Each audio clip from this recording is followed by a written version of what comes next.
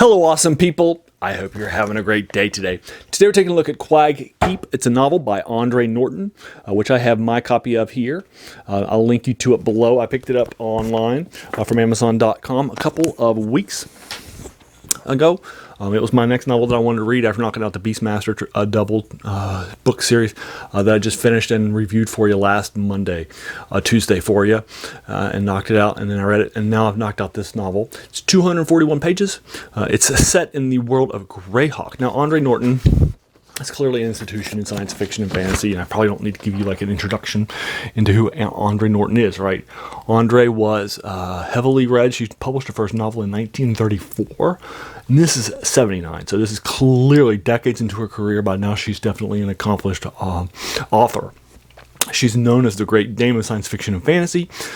She officially changed her name from Alice to Andre, and she went to her pen name. She chose the pen name Andre because she was publishing during the pulp era when very few women were publishing in the science fictions and fantasy genres.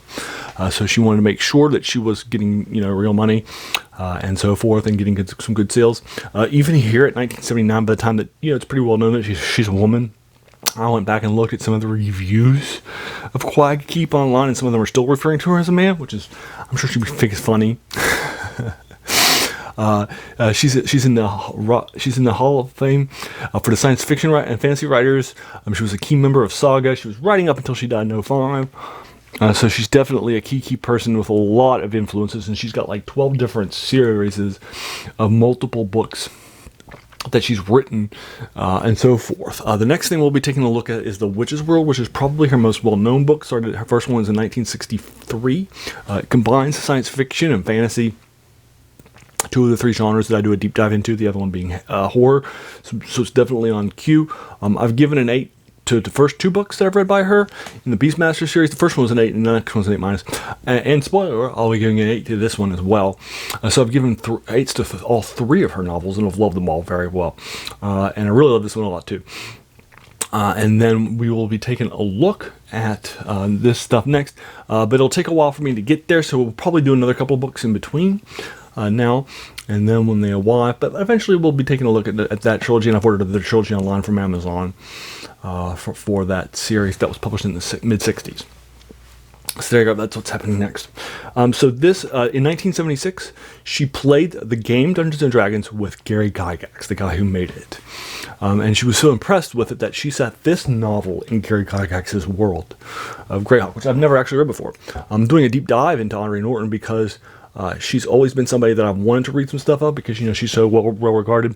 And the first book novel that we read, The Beastmaster, was on my death queue, so I wanted to read it before I died.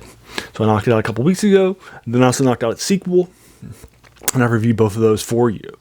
She's also listed on Gary Gygax's Appendix N in his first Dungeon Master's Guides as a key influence on early Dungeons & Dragons, and also a place to go to for inspiration for people that are playing the game. So it's not only like a reference checklist, like here's the places I got my ideas from, but it's also a key place to go to for inspiration for people that are interested in the game and are interested in places to go for some good reading. And she's definitely somebody who I've enjoyed, so far. So I also want to do a deep dive into her for those reasons too. And then this novel. This is the first novel that was published in a Dungeons & Dragons world. In this case, Grayhawk. It's also set in our world too. The key concept of this world, which you'll find out in the first couple of chapters. Again, I keep my reviews spoiler free, so I'll be doing a deep dive into this in case you've never heard of Quag Keep, or you've never read it but you've heard of it. I try to keep my reviews spoiler free. So the basic concept is that we start with an adventurer of a swordsman in the Grayhawk world in our real life, and he's in a party of 7. And then those people in the party of 7 are pulled to the world of Grayhawk into playing their actual characters, our actual real life characters in Grayhawk. The worlds exist at the same time. Our person is trying to bring these worlds together, and who has brought them into this conflict, and we'll find out who that is in the final chapter. And then I also will, you'll also find out at some points in time, both of the people are in the same person mentally. The person from our world, that's the gamer, and then the gamee, if you will, the person who's being played, that character. So both of them are taking up, but they're more of a Grayhawk personality and persona and character knowledge than they are their gamer one from our world. And that's the core conflict of what's happening in this story. And they're going to be moving out and trying to end this giant threat to Grayhawk. And that's the core conflict and story that you'll find out in the first few chapters of this novel. And that's what this novel's about. Now, one of these 7 people is a lizard man named Golf. And lizard men in this world are not welcome.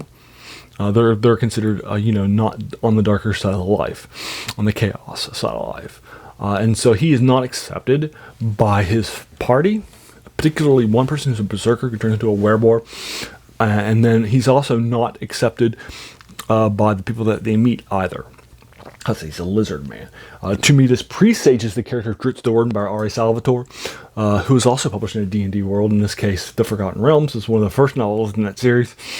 And who is also a dark elf, another race that does a lot of dark, evil things, and has definitely not a nice reputation, who's judged on that.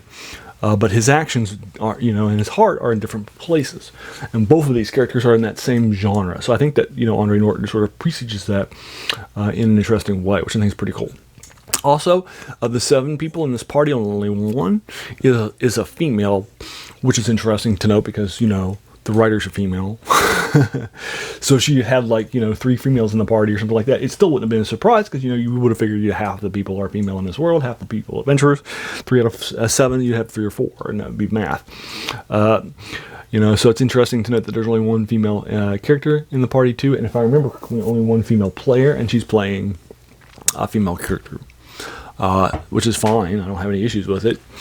But there's only one female character in the party. Which is interesting to know because the writer's female.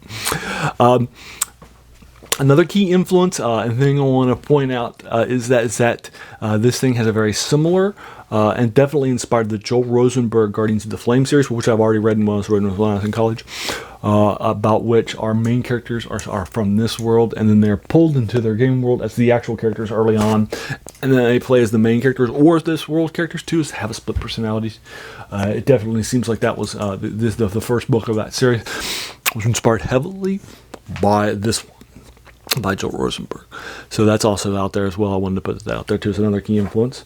And there you are. I'm giving this an 8 out of 10. It was definitely well written, definitely done at 241 pages. I actually read this in 2 days. My first day was on a Friday while I was going to State College on an Amtrak to visit my aunt and uncle, and I knocked out the first 107 pages in a few hours on that, and then knocked it out on an Amtrak ride on the way back on Monday, a couple of days later. This is actually a few days by date, but I didn't read it during my visit to my family. So I knocked it out basically in 2 days, although they were split on the Amtrak ride home from 108 to 241 at the end of the novel, which is pretty cool. It's a pretty quick read, and I don't think it'll take too much of your time to knock it out.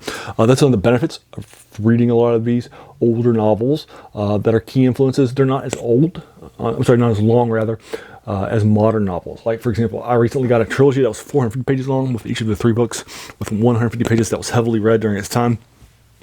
And then, a modern novel, 500 pages, right?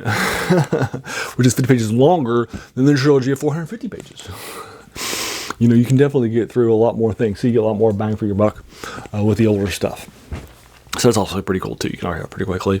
It won't take too much of your time. It was definitely tense, gripped me from the beginning. A lot of fun things happened in it, and Andre Norton was a very strong writer. So she definitely earned her reputation in the 3 books that I've read by her. Love this one a lot. It was a lot of fun, and I hope you enjoy it. So there you are. That's Quag Keep. Have you read it? What did you think of it? Did you agree, disagree with my 8 out of 10? Would you like to talk about the spoilers in the comments below? If so, I would be happy to talk about whatever you want to talk about Quag Keep.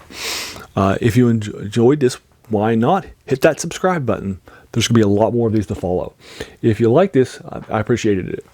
I want to take a moment to thank you so much for taking some time out of your day and investing and watching my video. We all have so many things that are happening in our lives, and we're pulled in so many different directions. So the fact that you spent this time with me is incredibly humbling, and I appreciate it. So thanks again, and have an amazing day.